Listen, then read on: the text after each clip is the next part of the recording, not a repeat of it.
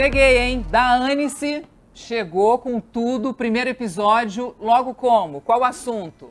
A pelve e a xereca de mel. Sim, minha gente, eu tô aqui recebendo a própria xereca de mel. MC Mari tá aqui como nossa convidada hoje. Maravilhosa, satisfação mil tá aqui hoje. Gente, a MC Mari, ela é referência hoje do funk brega no Brasil. Por onde ela passa, essa mulher bomba. Ela, ó, bota fogo na galera, hein? Com certeza, com a xereca de mel. Com a xereca de mel. Como é que é a música? Minha xereca é de mel, eu nem sentei, já tá babando. Ô, soca, socadinha, ai que delícia, vai socando. Aproveita o DF, cai de boca me chupando. Isso, gente. Ó a letra, exatamente, já chega ensinando. A letra já é um ensinamento em si, já. E falando em ensinamento, temos uma outra professora aqui que vai nos ensinar também muita coisa hoje, a Ju Schulze, que é professora da PUC em São Paulo, é fisioterapeuta pélvica e também é criadora, gente, do método ginástica feminina. Tudo bem, Ju? Tudo bom, muito Seja bom estar aqui com vocês. Vocês viram que a gente está num ambiente bem masculino, né? Eu via. Super. Achei Super incrível. masculino. E é proposital, tá, gente? Porque a gente está num ambiente extremamente masculino, falando o quê? Sobre coisas de mulher. Sim, porque no ambiente masculino, quando a mulherada se reúne, a gente fala de tudo, né? Sim, Exatamente. parece que não, né? O pessoal pensa que não, mas rende, né? A gente fala de Débora Seco, a gente fala de Hugo, a gente fala de um monte de coisa, gente, inclusive, tá? A gente fala de tudo. E a Ju, quero começar então com a Ju. Como é que é a xereca de mel para você, Ju? Uau! O que é uma xereca? O que é uma xereca de mel para você, então, Mari? Já que é você que tem Então, essa música. Xereca de mel representa o feminismo em geral. É ter a xereca que atrai. Porque sempre em todas as músicas de funk, principalmente, exaltam-se os homens.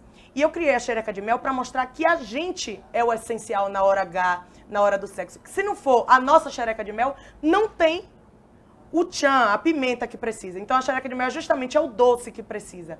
É o que falta na hora H. Na fisioterapia pélvica, toda xereca pode se transformar numa xereca de mel? Pode, eu fiquei pensando, quando você me perguntou agora, eu fiquei pensando o que pra nós seria, né?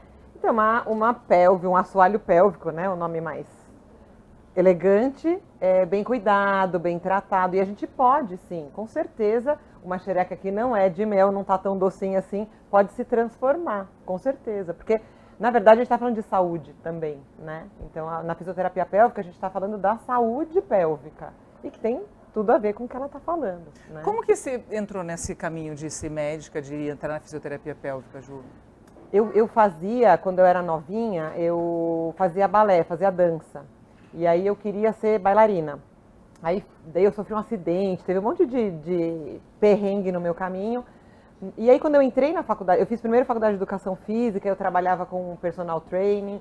E depois eu entrei na fisioterapia, eu não achava alguma coisa dentro da fisioterapia que me brilhasse os olhos.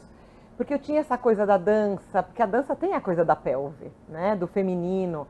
E essa área, ela não existia na época que eu fiz faculdade. Eu me formei em 2005, eu fiz o meu trabalho de conclusão de curso nessa área e não tinha ninguém para me orientar. Então é uma área nova e aí eu desbravei. Tinha algumas pessoas que já trabalhavam, mas tinha essa questão do feminino. Então eu trabalho com grávida, então eu faço preparação de parto, a gente trabalha junto no trabalho de parto, na recuperação das mulheres pós-parto. Então, acho que essa coisa do feminino foi o que me encantou. E o movimento junto, né? Porque a gente trabalha tudo junto. E a Mari, você é de Itabuna, né? Da Bahia. Isso, Itabuna, Bahia, baiana. E como é que começou a sua carreira como cantora? Quando foi? Comecei aos 10 anos de idade, eu sempre fui apaixonada pela música, né? E aí tive total apoio dos meus pais. E aí comecei bem novinha, conciliando o estudo com a carreira. E aí fui adiante, passei por vários ritmos, porque eu comecei a cantar funk mesmo em São Paulo, já agora mais velha, né, adulta, mas criança eu sempre cantei forró, porque forró é a minha paixão, né, é de onde eu vim, é o Nordeste, é a essência.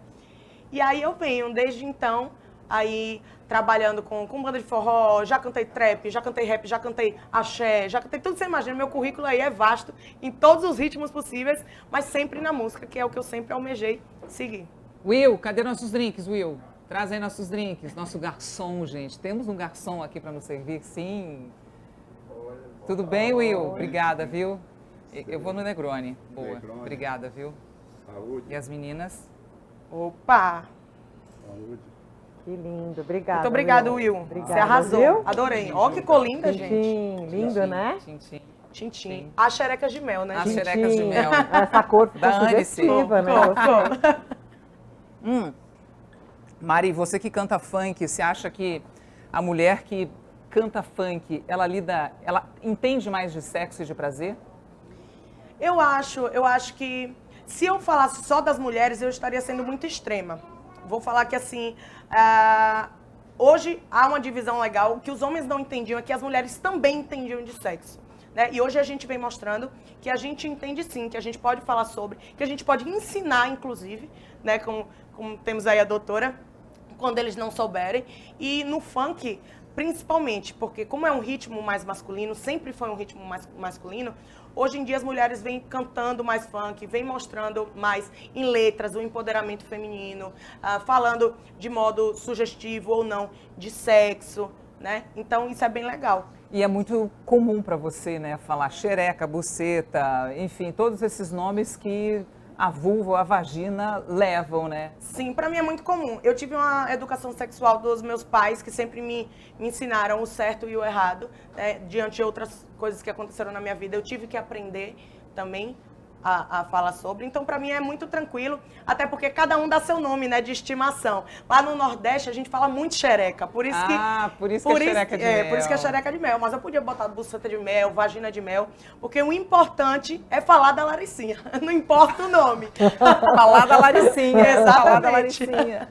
Mas existe uma diferença, né? Quando a gente fala de anatomia do órgão feminino, existe uma diferença quando você fala vagina, vulva e buceta, é diferente no mundo da medicina? Vagina e vulva, né?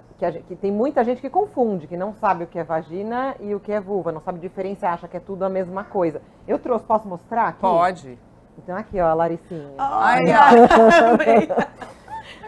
Essa não é de mel, né? Essa daqui é rosinha, né? Moranguinho, o nome que for. Mas assim, essa região externa, quando a gente fala buceta, é o nome, né, mais popular, mas provavelmente tem relação com a vagina mesmo, né? Essa área externa é a vulva, o que a gente vê por fora. Vagina é só esse canal aqui, né, que a gente tem no meio.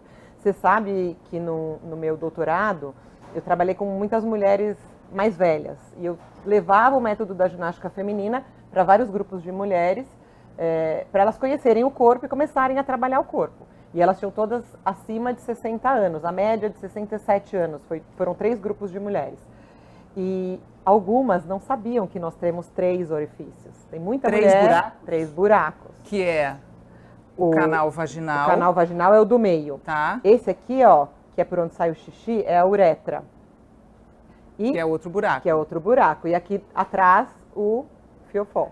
É o ânus. É o ânus. Ou seja, então nós temos 3 buracos. 3 buracos. O buraco que sai o xixi não é o mesmo buraco onde sai o bebê. Exatamente. É importante falar. É isso aí. Então, e aqui em cima... E esse aqui bonitinho é o nosso clitóris poderoso, né? Que tá dentro... Que muitos homens não sabem onde fica, né? Não sabem Gente, nem vamos achar. ensinar. Vamos. Ó. Ficar aqui. E você acha que ele é pequenininho? Não é pequenininho não, né? Não é pequeno, né? Muito. Você sabe que o que a Mari estava falando, que sempre se falou muito da sexualidade masculina. E sempre se estudou muito a sexualidade masculina. Então, remédio para impotência, homem, né? A mulher, quanto tempo demorou para ter pílula anticoncepcional para ela poder transar? Aliás, Ju, a gente está falando que muitos homens não sabem onde é o clitóris, mas também tem muita mulher que nunca descobriu essa parte do corpo, né? Então, acho que também serve como educação ou para mostrar que para as mulheres que elas precisam se tocar, inclusive, para descobrir esse ponto que é tão importante para a vida dela, para a saúde dela, né? Se tocar, se olhar. No consultório tem espelho e tem gente que nunca se olhou, nunca olhou para a própria vulva, ou tem vergonha, ou acha feio, porque, né, é muito feio. Então, assim, esse hábito de você cuidar, de você olhar e de você tocar as mulheres é muito importante. Até para a saúde. Teve uma paciente minha que precisava colocar um creme vaginal, porque ela já estava na menopausa, tinha ressecamento. E para ela era um horror colocar alguma coisa lá dentro. Ela se tocar e ela colocar um creme. Então, até para a saúde é importante a mulher aprender que ela precisa se tocar, né? E essas pesquisas, o clitóris foi descoberto, assim, anatomicamente ele inteiro, de 2015 para cá. Foi uma pesquisadora muito australiana. recente, Muito né? recente. É muito recente. É um absurdo, não é? Pensa. É. Olha o tempo que essa mulherada perdeu, né? E o tempo que a mulherada perdeu é ótimo. E o tamanho do clitóris? Parece pequenininho, mas não é, que né, a gente Ju? fala que é a pontinha do iceberg, né? Que a gente vê. Tem uma pelinha em cima que é o prepulso, igual os homens fazem cirurgia de fimose, que tira aquela pelinha, a gente tem uma pelinha também. Quando a gente fica excitada, vem sangue, esse clitóris enche de sangue, esse prepulso sobe, então ele fica mais gordinho, mas ele é bem maior, ó. A gente só vê a pontinha. Ele vai lá pra dentro e ele é desse tamanhão, ó. É um bichão grandão. Nossa! Mari, você sabia que o clitóris é desse Eu tamanho? não sabia. Você tá vendo? É bom. Gente, olha o tamanho do clitóris. Você tá achando que é um negócio pequenininho? Não é. Olha o tamanho disso. Gigante. E ele tem muito mais, essa parte de cima do clitóris, ele é análogo ao pênis. Se a gente for fazer, dá pra comparar. Porque quando o bebê tá na barriga até 4 meses, não tem diferenciação. Depois do 4º mês começa a diferenciar, os meninos crescem o pênis e as meninas vão ficar com o clitóris. Então eles têm várias partes análogas, né, semelhantes. E essa região aqui é lotada de terminação nervosa, muito mais terminações nervosas do que o pênis masculino. Então nós somos altamente estimuláveis, tanto por nós mesmas como pela parceria, né? Eu tô chocada com o tamanho do clitóris. Eu não sei se você aí também tá, mas ó, clitorão, hein? Clitorão. Clitorão. Muito Pra bem. cuidar bem dele, né? Tem que cuidar bem dele. Você cuida bem do seu clitóris, Eu Mari? cuido bem do meu clitóris, eu cuido bem da minha Larissa, da minha xereca. Tem que cuidar, passa de mel tem que cuidar, Não né? é? Tem que aprender. Você estava falando justamente sobre se descobrir, sobre a maioria das mulheres não conseguir se olhar no espelho. E eu tinha essa dificuldade.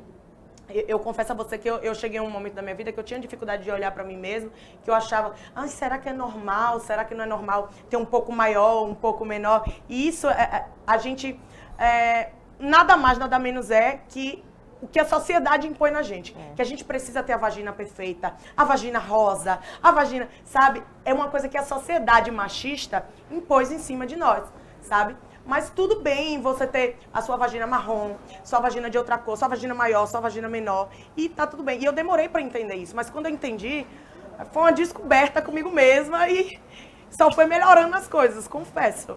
E agora, deixa eu te fazer uma pergunta, Mari. Você, como que foi essa sua descoberta sexual? Você teve, porque muita gente não tem onde buscar as informações, né? Assim, tem uma geração aí que acabou descobrindo na rua mesmo, acabou descobrindo fazendo mesmo, transando e tendo problemas, enfim. Você em casa, você sempre teve uma relação aberta com seus pais para falar sobre sexo ou não? Sempre tive uma relação aberta, minha mãe sempre me preparou para tudo, né? Desde muito nova, porque ela queria me ensinar como era o mundo. Só que o mundo ainda é muito perverso com todas nós mulheres. E aos 12 anos, infelizmente, eu sofri um abuso sexual. Com 12 anos? Com 12 anos de idade. E não é que eu aprendi na prática, porque isso para mim não é aprender, isso é literalmente um abuso, é uma invasão de privacidade. Destruíram aquele sonho que eu tinha comigo mesma, né? Mas a partir dali eu comecei a pesquisar sobre mais, sobre o que eu tinha me machucado naquele momento, o que tinham feito comigo, como tinham feito, o que aquilo poderia me ocasionar, se aquilo poderia despertar em mim doenças. Então, eu fiz uma série de exames, eu passei, obviamente, na época, por corpo de delito. Foi muito, que eu posso dizer, foi muito traumático. É muito traumático para nós mulheres. Mas, a partir daí, não que eu precisasse passar por isso, mas a partir daí, eu fui estudando mais e mais e buscando conteúdo, buscando perguntar à minha mãe as coisas, né? Para justamente conseguir hoje passar para as minhas filhas, que é o mais importante. Eu vou tomar até um gole aqui, por esse relato da Mari. 12 anos, né, CC? Mas você sabe que no consultório eu abusada, tenho... né, sexualmente, Ju, ainda é uma realidade muito triste no Brasil. Ainda é uma coisa que a gente precisa olhar e precisa falar. E que bom que você está falando, Mari, porque eu acho que quanto mais a gente fala sobre o assunto, mais a gente vence o medo de outras meninas vão vencer esse medo e vão também falar e denunciar. E é só assim que a gente consegue ter alguma mudança, né? Quando Exatamente. No início, obviamente, que nada não é fácil, é tudo muito difícil, então gera aquele medo, será que eu denuncio, que eu não denuncio? Mas graças a Deus, eu sempre tive meus pais ao meu lado, então a gente denunciou, foi atrás de tudo certinho e denunciem, vou até falar para a câmera, para as meninas diretamente, denunciem, não tenham medo, né? Nós somos donas de nós mesmos, do nosso corpo, ninguém tem direito sobre a gente. Pode ser parceiro ou não, porque às vezes a gente pensa assim, ó, eu vou falar um exemplo. Às vezes a gente está casado com uma pessoa e tá muito tempo casado, aquele relacionamento comum. Aí a gente tá dormindo, não tá no dia que a gente quer, e aquele parceiro força a gente a fazer alguma coisa, ou a gente tá bebendo. Não importa que seja parceiro, principalmente se não for, mas se for, também é estupro. Porque a gente é dona de nós mesmos. Então a gente só pode fazer aquilo se a gente quiser fazer. Né? E isso é muito importante falar, porque o estupro não vem só de pessoas de fora, vem das pessoas mais próximas de nós. Sim, com certeza. Você tem casos assim, Ju, de paciente? Tem muito, porque eu trato no consultório disfunções sexuais. Então, tem muitos dos casos, eles vêm de um trauma. E às vezes também não é só físico, é verbal, né? Com certeza. Ou é uma educação muito conservadora, onde o sexo é encarado como algo pecado, não pode, ela sempre ouviu isso, então ela acha que ela não pode. Ou ela sofreu um abuso. E aí ela não consegue mais, diferente de você que conseguiu superar, tem muitas mulheres que ficam nessa onda, porque elas não falam para ninguém, Exato. elas não denunciam, e a situação do abuso remete, né? Quando ela vai ter sexo com alguém, ela se lembra daquela situação e ela não consegue, então ela pode ter vaginismo, que é a dificuldade de... não consegue ter penetração, ela vai ter dor, então o momento do sexo para ela vai ser um momento ruim. E fruto, não sempre, existem outras causas, mas na maioria das vezes a causa vem de abuso. De abuso. Um dos motivos de eu praticar, hoje eu pratico o pompoarismo, foi justamente isso. Ocasionou em mim o vaginismo e tal, de eu não conseguir, na hora do sexo eu sempre senti dor, mas aí eu passei, obviamente, por uma série de psicólogos, psiquiatra. É essencial. Hoje a gente não pode ter preconceito com nada, porque às vezes a gente fala psicólogo, psiquiatra, o povo já fala, não, pelo amor de Deus, eu nunca vou... Ginecologista, fisioterapeuta, é essencial procurar a ajuda de alguém, porque hoje eu estou muito mais curada do que eu era antes. Hoje eu consigo praticar a relação sexual numa boa. Obviamente que eu tenho meus gatilhos, que tem certas coisas que eu não posso fazer, que eu travo, mas hoje eu consigo me relacionar muito melhor do que há anos atrás. Então, é essencial procurar a ajuda de um profissional. Mari já falou que faz pompoarismo, e eu te pergunto, Ju, assoalho pélvico, né? O que é o assoalho pélvico? Onde ele fica localizado exatamente? Para que serve? Por que é tão importante a gente trabalhar esse assoalho pélvico? Boa. Eu trouxe mais um negocinho, tá? Que daí fica mais fácil visualmente, mais fácil visualizar, né? Ó, aqui é a nossa pelve, o pessoal antigo falava bacia, né? Então tem os ossos da pelve aqui, se a gente puser a mão na cintura, isso, aqui a gente tá pegando nessa ossos. Bacia aqui. Tá. Que esses ossos são os ilíacos, né? A crista ilíaca. Aqui na frente é o pubis, se a gente bater, a gente sente um osso, né? Na parte da frente, tem o capozinho, né? Mas atrás dele tem esse osso. E aqui atrás a coluna, o final da coluna, o sacro e o cóccix. E aqui embaixo, esse conjunto de ossos, ele tem um buraco embaixo.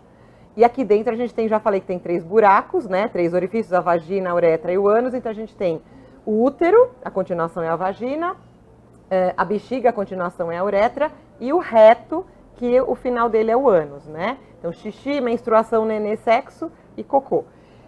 Para que esses órgãos não caiam, porque a gente está em pé, a gravidade age assim, a gente tem um assoalho. Por isso que chama assoalho. Assoalho é chão, né? Então ele é o chão da nossa pelve.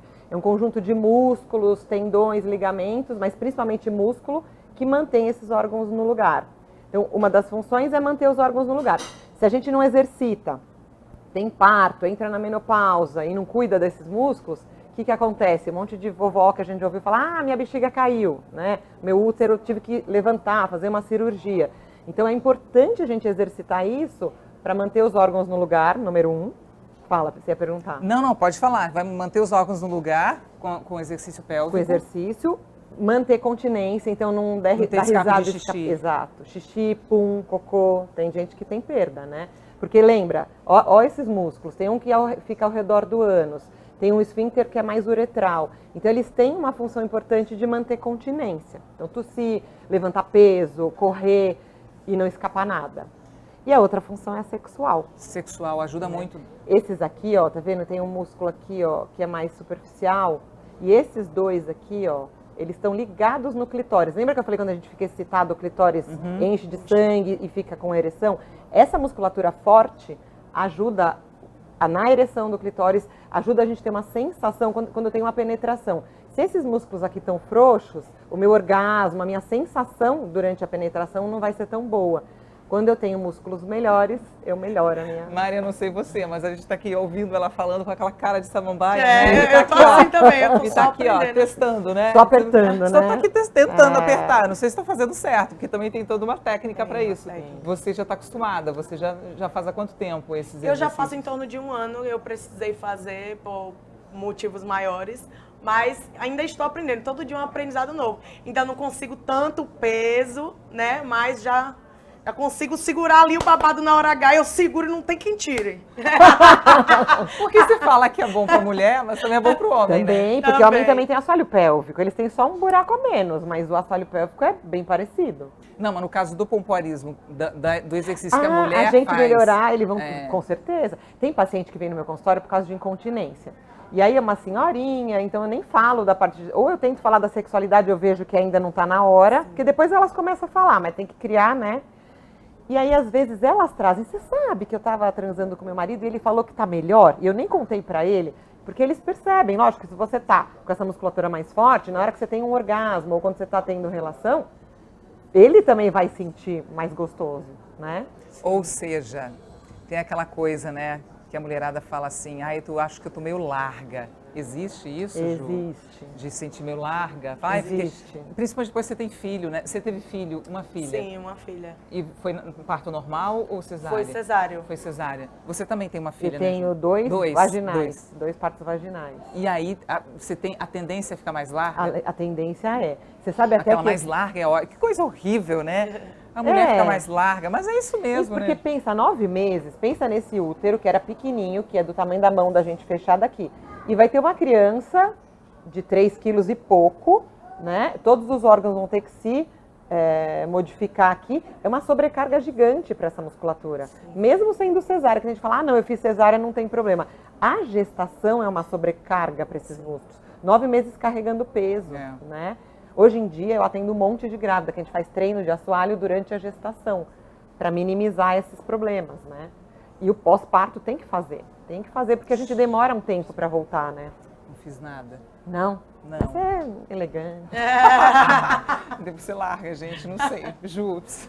Mas você sabe que eu tenho Preciso de atleta você. no consultório que tem fraqueza? Daí você olha sarada, aquele abdômen tanque, forte, e perde xixi quando tá na corrida ou Então, no eu que salto. corro, por exemplo, tenho mais chances de perda de xixi. Tem porque é impacto. Entendi. Então tem... Não que você não vá correr, Ou né? seja, ou você fica sarada, ou você vai ter perda de xixi. Não dá, gente. Tudo não dá, né? Vamos lá. Exato. Ou você tá sarada, ou você vai estar com a pepeca, com a xereca em dia, ou você vai estar... Não, mas aí você faz os dois, que é melhor. Faz Caramba, mas é corrida difícil, e treina o... Não é fácil, a gente tava comentando, né? Eu faço... No trânsito, peguei mau trânsito para chegar aqui, para no farol, eu já faço umas contrações. Como que você faz? Você faz quantas vezes no dia, Mari? No dia eu não sei te dizer ao todo, mas sempre quando eu tô muito tranquila, eu acho que assim, é aleatoriamente, não algo programado, sabe? A gente tá assistindo ali uma televisão, a gente contrai. Eu gosto de fazer muito antes do sexo e pós-sexo, eu gosto. Porque quando a gente chega ao orgasmo, eu não sei se com vocês é assim, mas comigo, automaticamente a minha já Fica se... mais- E quando a gente chega no orgasmo, a minha já se contrai, já faz um contrai, movimento sim. de pompoarismo. Então eu gosto de antes, do pós. Às vezes no dia a dia eu tô ali assistindo a televisão, tô aqui treinando, tô com ponto, tô tocando violão. Aí eu tocando violão e dançando embaixo, tá tudo certo. mas dá pra treinar, tá ótimo. O ideal é o quê? Mas ela tá evoluída, sabe por quê? Como é que é o treino, né, que a gente faz? Porque fisioterapia pélvica é diferente de pompoarismo, né? O pompoarismo, ele é muito voltado para a sexualidade. A fisioterapia a gente trabalha com respiração, com trabalho abdominal junto. E aí, no início, é um exercício muito isolado. Aprender, porque é difícil, não é? No começo você não achava, não sinto direito, não sei Sim. se é aqui que eu estou trabalhando. Então, tem toda uma fase de conhecimento. Depois a gente vai evoluindo, respira junto, faz treino de equilíbrio. Então, por exemplo, quando você estiver fazendo musculação, eu ensino todas as minhas pacientes a usar o assoalho pélvico na musculação. Estou arrumando a casa, esticando a cama ali, estou me fazendo uma flexão de tronco. Toda vez que a gente faz uma flexão de tronco, que eu dobro, né, a minha coluna, eu aumento a pressão no assoalho pélvico. Tipo, fazendo abdominal. Tem que contrair o assoalho junto. Gente, Entendeu? fazendo abdominal tem que contrair a xereca, gente. Contrai a xereca quando tá fazendo abdominal. Não. Isso. Ajuda muito. Muito. Tá pegando um peso, por exemplo, crossfit, que tá na moda. Você vai fazer aquele agachamento com aquele monte de peso nas costas. Se você não ativar o assoalho, você vai empurrar, você tá fazendo um benefício pro braço, mas você tá ferrando com o teu assoalho pélvico. Então o ideal é igual a Mari falou, ela usa o dia a dia, pra mim é muito no dia a dia. Eu uso o tempo inteiro, assim, quando eu tô fazendo algum esforço. E aí é o melhor dos mundos, né? Você ativa. Você perguntou quantas vezes? Ela falou, nem sei, porque eu faço várias vezes por dia. Aleatoriamente. Ou para quem está em casa agora, assistindo a gente, quer fazer um exercício com a gente, Ju, o que pode fazer? Vai. Boa, gostei. O músculo mais forte que tem nessa pelve aqui é esse posterior, tá? Porque ele faz toda a volta. Esse que tá aqui, em ó. volta. Não sei onde que eu mostro. Aqui tá a vagina, tá? Aqui é a vagina, o buraco da vagina, né? Isso. Tá. Esse vermelhão aqui, ó, ele faz uma alta. Da xereca. Aqui tá o buraco da xereca, tá, gente? Isso. Tá aqui, ó. Tá aqui. É mais para trás, tá? Então, o mais forte ele chama elevador do ânus. Por quê? Porque o movimento dele, além de fechar o ânus, como se fosse segurar um pum, ele puxa tudo para cima, ele é bem fortão. Quando eu faço esse movimento, eu contraio tudo junto. Então, o primeiro comando, para quem ainda não conhece, é fazer um comando Segurar mais o pum. posterior. Exatamente, segura o pum. Segura o pum aí, gente. Só que não pode, tem gente que segura e empurra para fora, para baixo. Não, é para cima. É para cima. É isso aqui, ó. Se eu for pensar, eu fecho e eu puxo. É isso aqui. Às vezes a gente até, por isso que eu falei do abdômen, às vezes a gente até sente que quando contrai, é como se tivesse um zíperzinho para esse abdômen inferior. Porque eles têm conexão, o abdômen está aqui, ele se conecta com o assoalho pélvico. Então é normal eu sentir essa ação do abdômen junto. E até legal que eu faça isso conjuntamente. Isso é bom, óbvio, para o sexo, mas para a saúde da mulher mais velha ajuda muito também, né, Ju? Muito. Porque, por exemplo, você tem escape de xixi, é possível reverter a situação? É possível, com esse tipo de exercício, você parar de ter escape de xixi? Super possível. Hoje em dia, os guidelines internacionais de medicina, eles recomendam que a mulher que tem perda de urina, ela vai ao médico, se não for uma perda muito grave, logicamente, mas assim, se for uma perda leve, ela percebeu, o ideal é que ela comece com tratamento conservador, que é exercício. Exercício. E reverte. Eu tenho um monte de mulher que vem, eu falo assim, quando elas vêm nessa fase inicial, eu falo, é o filezinho, porque você vai ficar boa rápido. Porque começa a recrutar, começa a reabilitar o músculo e ele começa a responder, ela para de perder xixi. Quando é uma perda grave, já usa absorvente, aí é mais difícil. Aí provavelmente vai precisar de uma cirurgia. Mesmo assim, tem que exercitar. Mas você usa só o exercício ou tem alguns apetrechos, algumas coisas que você pode usar para trabalhar também? Tem apetrecho. Você usa, Mari, apetrecho? Você usa, Mari? Eu já usei, aí hoje eu já consigo fazer mas eu já usei. E fui até uma carga mediana, não consegui as cargas mais altas. Mas sobre o meu caso... A Mari é muito evoluída, né? Eu sou... Pra ser de mel, né? Pra ser de mel tem que ser babado. Mas no meu caso específico, não sei se é comprovado, a doutora eu acho que pode falar melhor sobre isso, mas no meu caso eu usei o pompoarismo não só para o meu lado sexual. Eu tenho endometriose desde os 10 anos de idade. E aí eu trato minha endometriose. E nas minhas crises de dor, porque a endometriose é uma dor que você tá à morte e a dor ali, você parece que vai morrer. E todas as vezes que eu contraía o meu músculo, a dor diminuía. Então isso em mim, eu não sei, né? se é algo normal, a doutora pode explicar melhor, ou se é algo só comigo.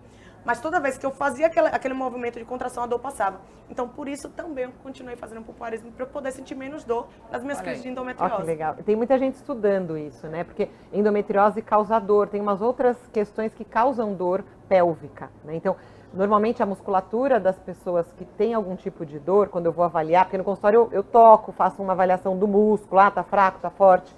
Quando tem dor, é um músculo rígido. Ele é fraco, mas ele não é, ele é tenso. Sabe o músculo que você toca e ele é duro? Por quê? Quando você tem dor, o que você faz?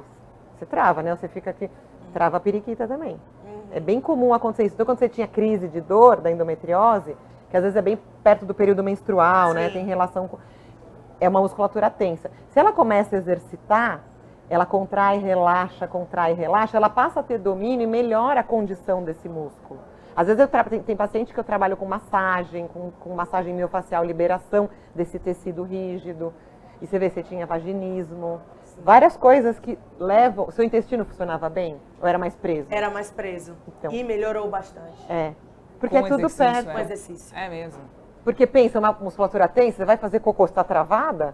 Você não consegue. O Ju, o ideal é começar a fazer esse tipo de exercício depois que você tem a primeira relação, depois que você é mãe, depois que... Em que momento a gente tem que começar? Seria o correto a gente começar a fazer esse tipo de exercício? Então, assim, atualmente, antigamente nenhuma grávida fazia. Eu acho assim, quando você está grávida, deveria ser obrigatório conhecer o teu assoalho pélvico, né? Porque é uma região que vai ser tocada, você vai ter parto. Mas eu ainda acho, isso não existe, ainda tem um preconceito sobre isso, que a gente tinha que ensinar as nossas meninas sobre o corpo. A gente não fala que tem que ir para academia, fazer musculação, fazer corrida, caminhada. Ninguém fala que tem que exercitar o assoalho pélvico. E é uma região do corpo delas que elas vão ter a primeira relação sexual muitas vezes sem saber. É uma porcaria a relação, o cara faz do jeito que ele quer, ela não sabe se é bom, se é ruim, porque ela não se conhece. Então eu sou da opinião, eu fiz uma pesquisa com uma aluna na universidade, que eu dou aula na PUC, e a gente fez uma pesquisa com as alunas lá, jovens. A maioria já tinha tido relação, elas eram sexualmente ativas, mas assim, o conhecimento corporal, que eu achava que ia ser bem legal, elas são jovens, cabeça aberta, era muito ruim. Então, por que não a gente falar? Lógico, eu acho que tem que ter uma idade, né? Mas a gente tem que falar. Eu falo com a Gabi, com a minha filha, não de sexo, mas ela sabe do assoalho pélvico. Mamãe, ela vê as minhas coisas no banheiro, bullet, exercitador, ela fala, o que é isso? Eu falo, mamãe faz exercício para os músculos lá ficarem fortes e eu não fazer xixi na calça. Então, assim, ela sabe que essa parte do corpo existe, né? Quem convive com a galera do mundo do funk, quem escuta muito funk, as meninas de comunidades, enfim, elas têm esse acesso muito mais cedo, né, Mari?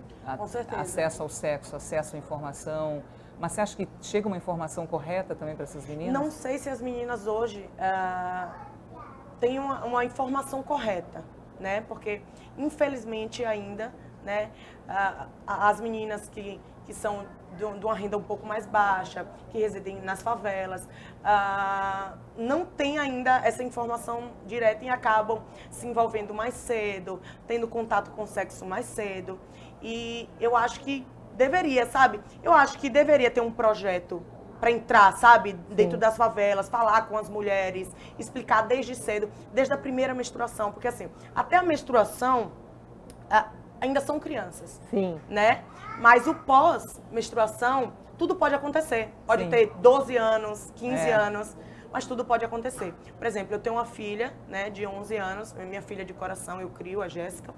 E eu já converso, como você conversa com sua filha. Eu não falo sobre sexo com a minha filha, mas eu explico para ela o certo e o errado, o caminho, sobre ela cuidar de si mesma, sobre o assoalho pélvico. Então, assim, eu busco, né, entrar nela para que ela entenda que quando chegar o momento dela, ela saiba fazer as coisas corretamente. E, infelizmente, volto a dizer, hoje em dia, as meninas que não têm acesso a tanta informação, ainda caem no golpe do vigário, ainda acha que é normal fazer de qualquer forma, aceitar de qualquer forma do parceiro. E não é assim. Elas têm que saber que é sobre elas, sabe? É sobre o corpo delas. Eu acho que devia ter um projeto. Eu acho que isso, ao invés, assim, que todo mundo fala, você vai estimular. Eu acho que não, acho que é o inverso. Eu acho que você vai dar conhecimento para que elas se protejam. Se elas conhecem o corpo, se elas entendem o que é bom, o que não é, o que elas gostam, o que elas não gostam, elas têm muito mais ferramenta para se defender, né? Eu acho que esses projetos são fantásticos. Eu sou fã. Só que acho também que a sociedade da gente hoje ainda é muito machista. Então, eu já vi alguns projetos de educação sexual dentro das escolas que estão sendo totalmente massacrados por vários pais. Então, eu acho que tem que começar dos pais para os adolescentes e para as crianças mais velhas, sabe? Primeiro, de dentro de casa para fora. Porque não adianta hoje uma professora, uma educadora chegar e tentar ensinar para que, na nossa visão que a gente está tendo aqui, a nossa visão é de aprendizado, para que não ocorra alguma coisa pior, do que chegar, eu vou te processar, você é assim que funciona, mas sabe? a família precisa perder o medo de falar sobre sexo, é a família que precisa perder. A mãe e o pai precisam aprender que é tudo bem falar sobre sexo em casa e precisa ter essa educação sexual vindo dentro de casa, né? Perfeito. Para justamente a gente não precisar buscar na rua a solução ou as respostas que a gente não encontra dentro de casa.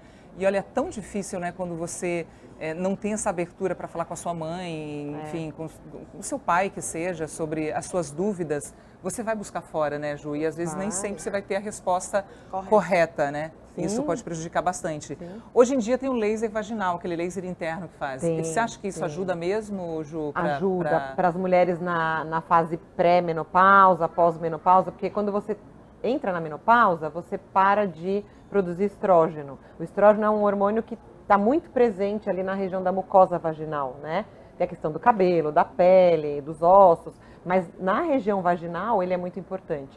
Então, uma das principais queixas das mulheres pós-menopausa é ressecamento vaginal. Resseca, daí vai transar, dói, machuca e elas acabam deixando de praticar. E até um tempo atrás, todo mundo, tá mais velha, é normal fazer xixi na calça, é normal parar de transar. E elas se, né, acostumam com essa situação.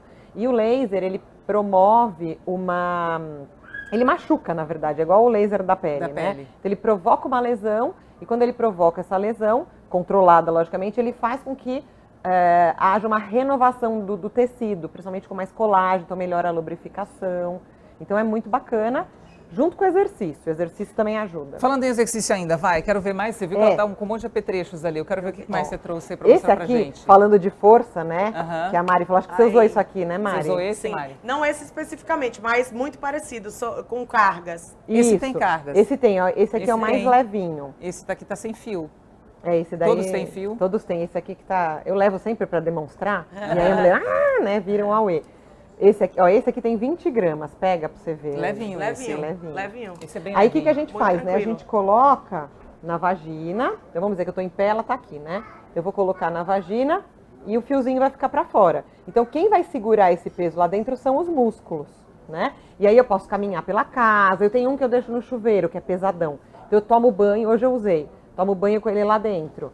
E segurando. Segurando. O tempo todo. Se soltar ele cai, porque é pesado. Então, a ideia não é se você ficar presa, você tem que ficar solta. Então a gente testa, no consultório eu testo. Então eu falo, Anne, eu fiz uma avaliação sua, eu acho que você aguenta 40. Aí eu ponho, a gente testa no consultório. E você pode, por exemplo, cuidar da casa de manhã. Você vai arrumar cama, fazer café da manhã, fazer lancheira de filho. Você põe isso e fica andando pela casa com isso lá dentro. Entendi. Por uns 15 minutos. Eu tenho um leve que eu faço isso e o pesadão eu faço uns movimentos mais power, tá? Então, ó, esse é pesado, olha a diferença. Quanto tempo de um e você outro. acha que consegue reverter uma situação de escape de xixi, por exemplo? Poder, sei lá, fazendo exercício durante um mês, você consegue resolver? 2 meses, 3 meses? Um mês você já tem melhora. A gente sempre dá um período de mais ou menos 3 meses, porque 3 meses é o tempo que a musculatura tem para modificar. É igual treino de musculação, né? Mas dependendo do caso, se for leve, 1 mês de fisioterapia, fazendo bonitinho, a pessoa já fala, nossa, olha, eu tossi esse fim de semana e não escapou nada. Não escapou nada. Não tô mais usando absorvente. Mas né? é muito legal, porque a sensação, pelo menos a que eu tive, é de absorvente interno. Né? Tipo se fosse assim, um OB, as pessoas já me perguntaram, mas não incomoda? Deus me livre, parece que... Não incomoda, é muito tranquilo. É um pezinho leve. E não pode pôr muito pra dentro. Pra dentro, exato. Porque o AB a gente põe lá no Muito colo, lá né? dentro, Esse aqui você tem que pôr na saidinha pra ali. poder a musculatura ter que segurar. Entendi. Né? Isso aqui chama cone vaginal. Cone vaginal. E aí eu recomendo que as mulheres, toda mulher deveria fazer uma consulta de fisioterapia pélvica, né, Mari? Pra aprender a contrair corretamente. Tem gente que acha que arrasa e vai lá, eu vou olhar, não faz. E não faz direito. Exato. E aí a gente testa isso daqui, né? Ver qual que é o pezinho que a pessoa vai usar. E tem algum vibrador também que usa nesse exercício ou não? Então, você sabe que nos Estados Unidos, desde o ano passado, teve um artigo que foi lançado recomendando, uma pesquisadora também, uma gineco americana, ela notou que poucos ginecologistas falavam de sexualidade com as suas pacientes. Você vai no ginecologista, ele está preocupado. Deixa eu ver o colo do útero, fazer um Papa Nicolau. É muito um olhar da doença, né? Da prevenção de doença. E pouco se fala de sexualidade. E aí ela trouxe essa questão e hoje em dia nos Estados Unidos se recomenda para todas as mulheres o uso dos vibradores. Olha aí, que como maravilha. forma de saúde, né? Eu uso muito para reabilitar, porque eu tenho aqui, deixa eu mostrar uns que eu peguei aqui. Cadê? Tem um? Deixa eu ver. A Mari estava me contando que ela manja também, né? Esse aqui é o meu... Manjo um pouquinho. Hoje eu sou representante do mercado erótico do Brasil justamente sobre vibradores. Teve o prêmio, né, esse ano. Eu fui lá divulgar qual era o melhor vibrador, né, do ano. E foi justamente o Bullet. Segundo as mulheres, né? Por Segundo as votação. mulheres, exato. Esse daqui? É uma pesquisa que faz. É o IBGE olha aí, feminino.